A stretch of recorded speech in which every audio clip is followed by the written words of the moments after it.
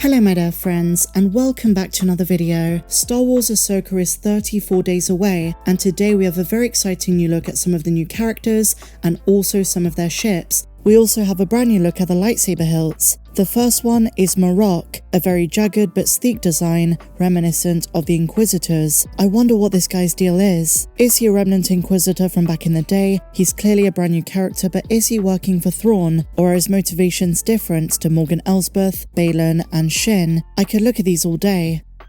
And then we come onto a lightsaber hilt of interest, Shin Hati, Ivana Sakno's character. There are many theories saying this is the late Canon lightsaber and she bled it, but it turns out it's not. Up close and personal at SDCC clearly shows there are some very distinct differences, notably the three curvatures at the top, and the grip is much more pale. I think Dave Filoni wanted to evoke imagery of Kanan, but it's not his lightsaber. They are similar though, and it was probably inspired by it. And then we have Baylan Skoll's lightsaber. This one looks amazing, it looks really worn in, and given the late great Ray Stevenson had a big stature, this one looks like a hefty lightsaber. And so now we have Sabine's lightsaber, which is basically just Ezra's lightsaber. You can evidently tell the emitter's been changed and updated. I really enjoy the live action design. And so finally we have the two lightsabers of Ahsoka Tano, the white ones, the ones we see in the Mandalorian Season 2 and Star Wars Rebels, and of course these are inspired by samurai swords. And so they also displayed in front of the Star Wars Rebels mural, which is also going to appear in this show, the T6 shuttle.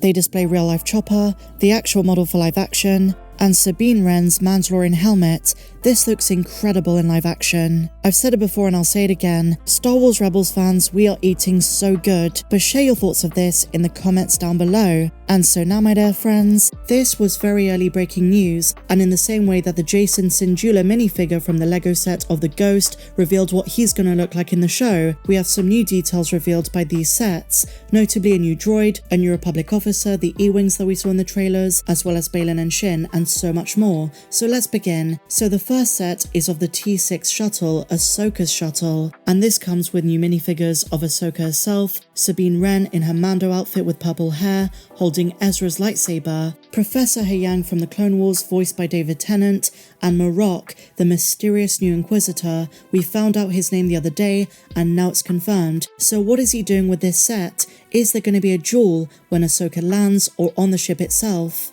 In either case, I've got to say it's a very cool minifigure. Sabine also has a Mandalorian helmet option, Ahsoka has her two blades, and the Inquisitor looks very much like a knight, like an old medieval knight. The design of his Inquisitor outfit is rather unique, and some fans have noted, despite the name Marok relating to Embo in the Clone Wars, to do with his pet, Marok could be an allusion to a canon version of Marek, Galen Marek, Starkiller. Could this be something Dave Filoni is doing? I can't wait to learn more about this guy's backstory. I'm sure many of you feel the same way. So next up we have the set that includes minifigures of Morgan Elsbeth, who I do suspect is a Night Sister, Baylan Skoll, rest in peace Ray Stevenson, Shin Hati, and I do think the detailing on this minifigure is particularly awesome. We have Captain Porter of the New Republic, and a new astromech, and even though this guy is probably brand new, he reminds me of two known droids, R2-C4 from the Bad Batch and Star Wars Resistance, and R2-B1 from the Phantom Menace. Now it's the ships that are the talk of the town. It's a New Republic E-Wing,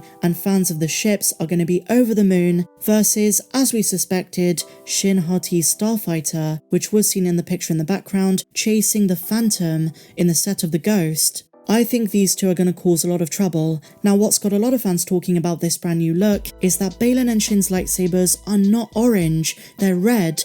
They're ignoring a very pivotal detail from Dave Filoni. Dave wanted to make them orange so that they're somewhere in the middle, they're kind of like Dark Jedi, and take inspiration from the orange of Darth Vader's saber in the original posters. But they've gone with Sith Red. I think this might just be a creative choice, it might just been convenient, but I do think the minifigures themselves look really awesome, and I can't wait to see more E-Wings. They were very important in the Star Wars expanded universe, which is now called Star Wars Legends, with heavy armament, an enhanced hyperdrive, advanced astromech integrations. There is a lot to love about these ships, and we're about to see them in Ahsoka. They first appeared in the beloved 90s comic series Dark Empire, which heavily inspired a lot of aspects that we're seeing now in The Mandalorian, but also The Last Jedi and The Rise of Skywalker. They've also appeared in Canon in Empire's End, part of the Aftermath trilogy, and we see them used several times in the new Jedi Order series. Another great thing about them is that despite initial problems, improved models which we see during the time period of Mando, so the New Republic, were particularly successful and widespread, especially by the 5th Fleet, and in Legends we see them through the Yuuzhan Vong War and beyond. In terms of canon, we really only see them in one other place, the Poe Dameron comic series, issue number 23, so for fans of Star Wars ships generally, this is very exciting indeed. So just a couple of updates there, a few new reveals. Let me know what you think in the comments down below. And so just to finish, we were shown some new concept art for the series. First of all, we see the big mystical forest. This is the one where Morgan uses her powers, her magic, her Night Sister magic, when they're trying to find Thrawn. I've seen some theories say this could be Corvus, maybe a different part of it where the leaves have changed colour, or maybe it's because Ahsoka redeemed the planet. This is very impressive art. You can really feel the force through it. Next up, we have the ship Morgan Elsbeth was in, but it's a Chiss uniform. This is Thrawn's new flagship. If you remember, Rosario Dawson talked about the expansiveness of this series. We're gonna see that with these kind of designs. This in live action is gonna look incredible. But I still do hope we get the Chimera. And the ornate bridge is a nice change from the Imperial designs, the New Republic designs. It's good to get something different. We also have shots of the Jedi Temple,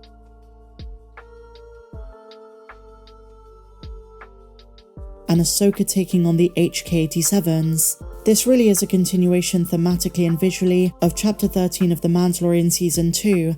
A lot of similar things are going to show up again, and we're really going to learn more about some of the backstory to that, because the timeline in the first episode jumps around a bit. It's more of a recap which explains the 2-episode premiere. We're going to see the before and the now. Next up, we see concept art of Sabine Wren's room on Lothal and her adorable Lothcat's companion. The final result looks very different, and I can't wait to learn his name. Natasha Liu claims he's cuter than Grogu. I don't know about that.